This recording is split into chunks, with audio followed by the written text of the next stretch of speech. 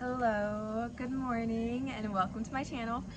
My name is Alyssa. I'm a wife and a mom on a mission and an amazing journey to becoming my healthiest, happiest, fittest, wholest self ever. Welcome back to my channel if you've been here before. And in this video, I'm going to be showing you what I eat in a day 4 months post carnivore, and also sharing some strategies I've used to safely incorporate carbs back into my diet. So you may be aware that about 4 months ago, I started to move away from the carnivore way of eating, where I was essentially just eating meat, eggs, occasional dairy, salt, and water. There's a lot of reasons for that. Mainly, I felt like I had reached a point of healing to where I could tolerate other things. I could tell that my gut health was a lot better, and I really wanted some variety in my diet, and I did start to feel like it's possible that only eating meat for the rest of my life would not be the best option, especially if I was going to get to the point that I just wouldn't be able to ever tolerate anything else. So initially I just started to add in things like really low carbohydrate fruits and vegetables, so like avocados, olives, spices like oregano, ginger, garlic, onion, stuff like that. Um, and then I wanted to add in more. I wanted to try some higher carbohydrate things. And when I first started experimenting with that, like I would have, I don't know, like a slice of an orange or something like that, and my blood sugar would go through the roof.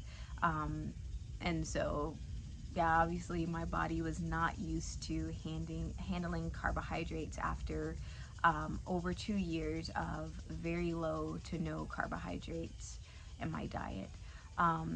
So I found out about, I've been following Jessie, oh my goodness, how do I say her name? Jessie and Chospy, maybe, on Instagram, and she was talking a lot about how you can manage glucose spikes, and still pretty much eat stuff, not be carnivore or keto. And I was really intrigued by the methods that she was teaching. I went ahead and bought her book because I prefer to read on paper instead of screen. And so yeah, it's Glucose Revolution, and this book really gave me the confidence to go forward with trying to add in higher carbohydrates, and really gave me a lot of tools and information that I was able to add to my arsenal for staying healthy. So if you've been following me for a while, you know that I went on keto and carnivore diets because I was having a lot of trouble with my blood pressure. I was having some mental health issues, and I was able to cure all of those things on a carnivore diet. And a big worry of mine was that adding in carbs again, everything would go back.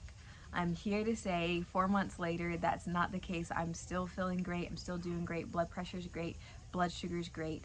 And yeah, so I'm going to show you what I'm eating now and how I've managed to keep those health benefits while adding carbohydrates into my diet. Okay, so for breakfast, I am having some broccoli with some melted raw cheddar. I'm having a egg burger. I got 2 eggs, and a 1/3 pound burger patty with some ketchup and mustard. And I'm having half a grapefruit and a cup of dandelion tea to wash it all down.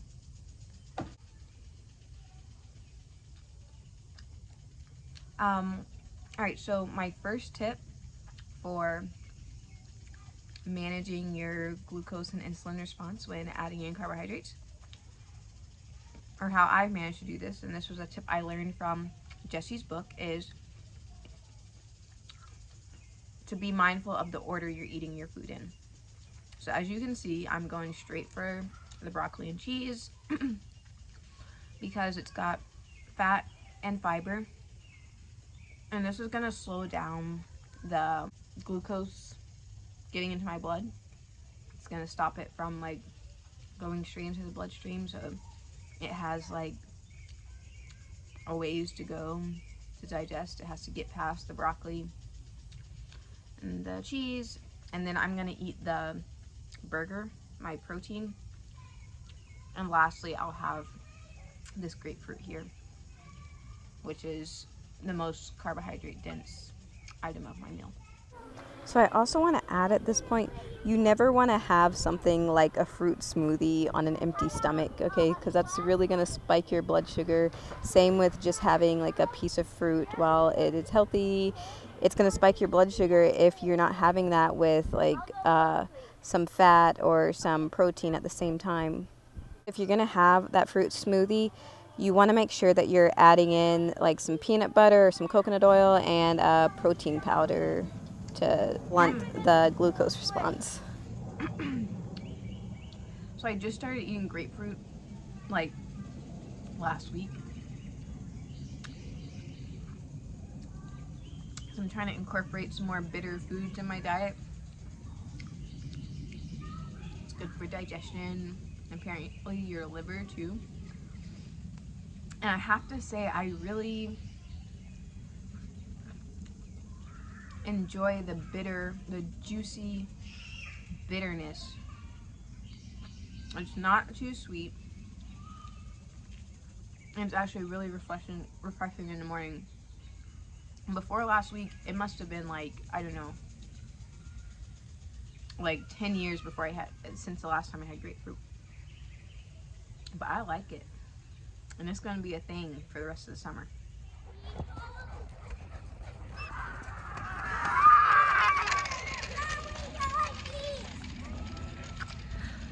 Okay, so the second strategy I'm going to tell you about for better tolerating carbohydrates is movement around like when you're eating carbs. So for me, I will go on a walk like 20 minutes after breakfast. And this is like, you know, kind of a brisk walk, and I'll walk for about 20 minutes. Also, doing like weight-bearing exercises will work for this too.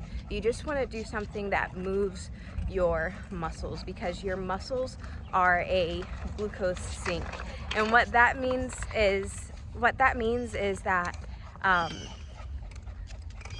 your muscles soak up glucose from your bloodstream. So instead of it hanging around in your blood, making you sick, it's going to your muscles and making you beefy and juicy and strong.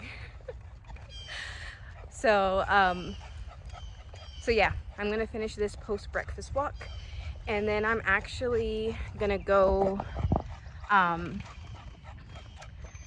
home after this and do a gluten hamstring workout before lunch.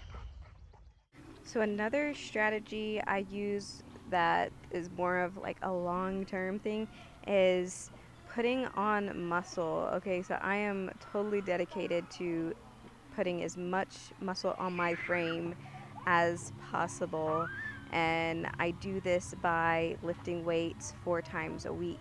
The more muscle you have on your body, the more space you have to store glucose and keep it out of your bloodstream.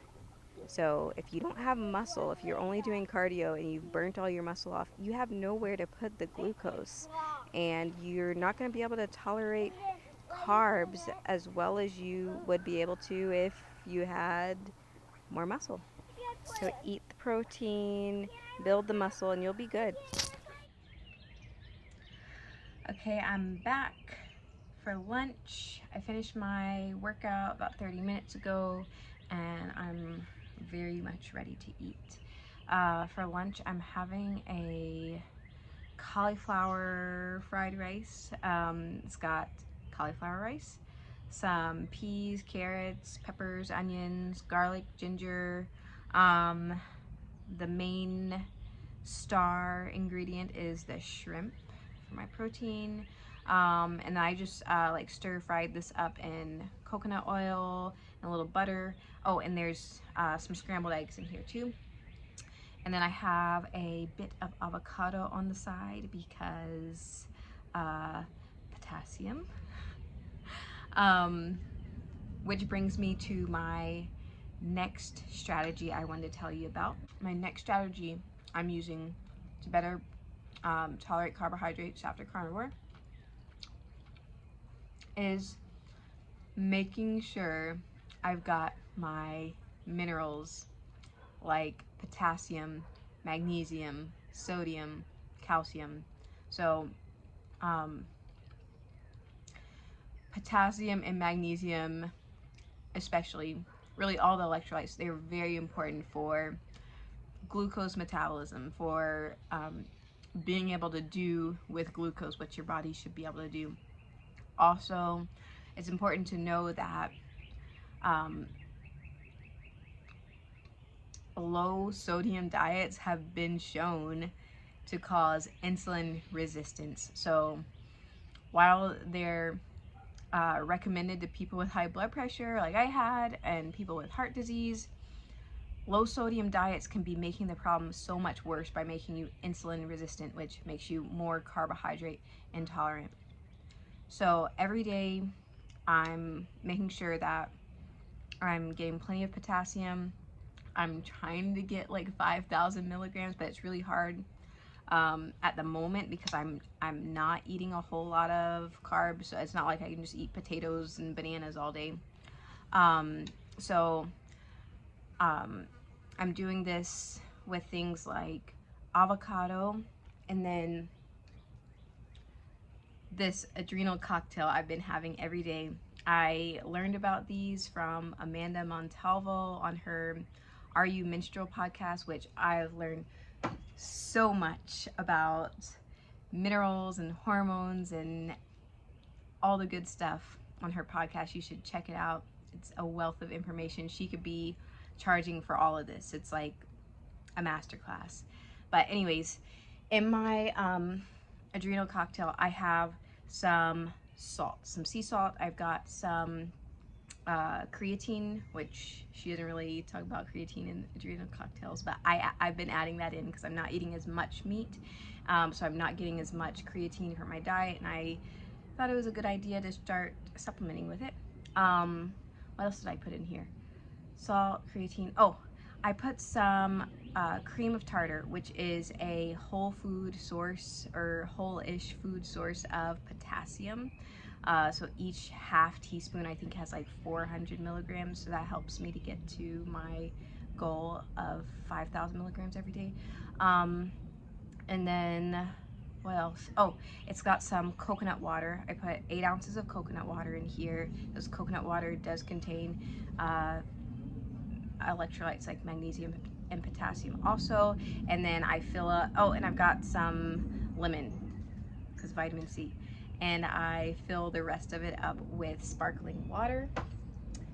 And so it's very refreshing, and I'll wash down my lunch with that afterwards, after I finish eating. When I was carnivore, I was not paying attention to my minerals like I probably should have been. Like I know I was getting a lot of potassium from meat, but probably not like 5,000 milligrams a day.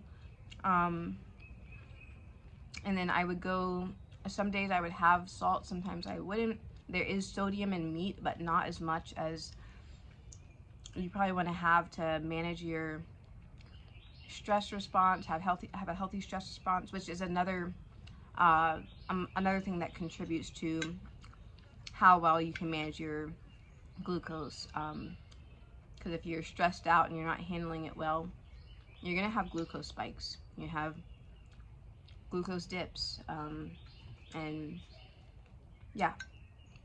Oh, and then I've also been adding some liquid magnesium to my water every day.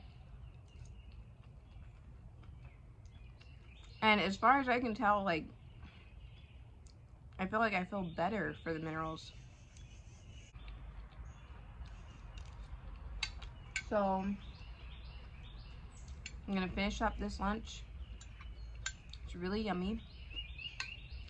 Um, and then I'm gonna go to the park with my kids and drink my adrenal cocktail on the way there. Sometimes I have a snack, sometimes I don't. It just depends on how I'm feeling, like if I need to eat again before dinner time. So I'm not sure if I'll have a snack today. If I do, I'll show it to you guys. Otherwise, I'll see you at dinner time. I think in the future, I'm back. It's dinner time. I ended up not needing a snack. I was actually really full after lunch. I wasn't even able to finish all the cauliflower rice. But if I do have an afternoon snack, it's usually some full-fat Greek yogurt, some frozen berries. Sometimes I'll mix a little protein powder in there, even more protein, and sometimes I'll put a little granola on top too for a little crunch.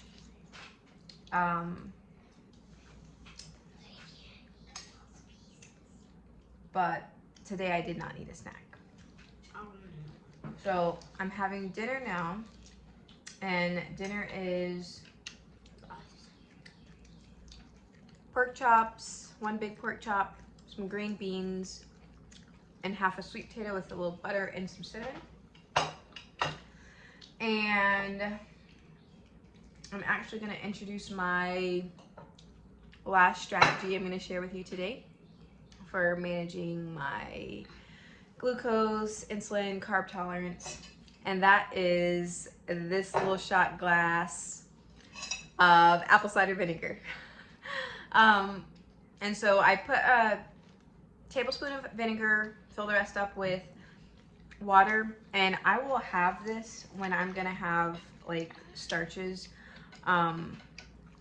usually around dinner time now. When I first started adding in carbs, I was having this with every single meal, before every single meal, but now I just use it like before dinner if I'm having something starchy. So apple cider vinegar works to flatten the glucose curve in two ways, and that's by number one, slowing down the breakdown of carbohydrates into glucose.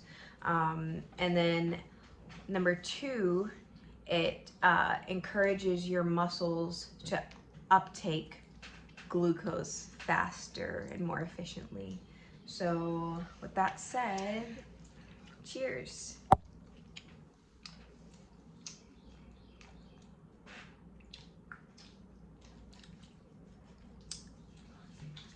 Some people find the taste of apple cider vinegar very hard to go down, but I feel like it has like a sweetness. Like I feel like I can taste the apples. It's not that bad. And it's really good for you too, so yeah. You can dilute the apple cider vinegar into a larger glass of water, but it's not going to have the same effect on your stomach acid, to where it's going to help you digest meat, but it will still help you to metabolize those carbohydrates better. All right, so I just finished dinner and I'm gonna have a little dessert tonight. I don't have dessert every night, but this ice cream has been waiting for me in the freezer for like a week while I was out of town. It's been calling my name.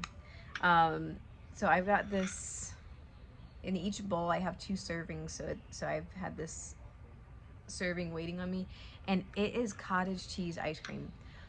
So it's cottage cheese, blend it up with some cocoa powder, some vanilla extract, and some maple syrup. And then I like to put a little peanut butter on the top, and it is so good. And it's like got protein, so yummy. And yeah, this is gonna be the last thing I eat tonight. So I'm gonna enjoy this, and then sometimes I'll go on an evening walk with my dogs, just like see the sun going down and all that beautifulness.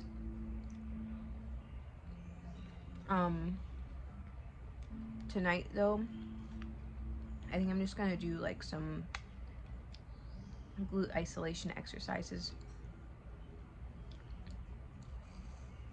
and finish folding the laundry before the sun goes down, take a nice relaxing shower, and put my blue blockers on and call it a night.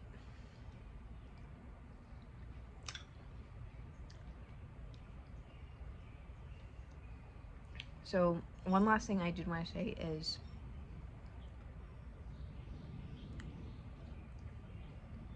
this video is what I'm eating in a day, like one random day.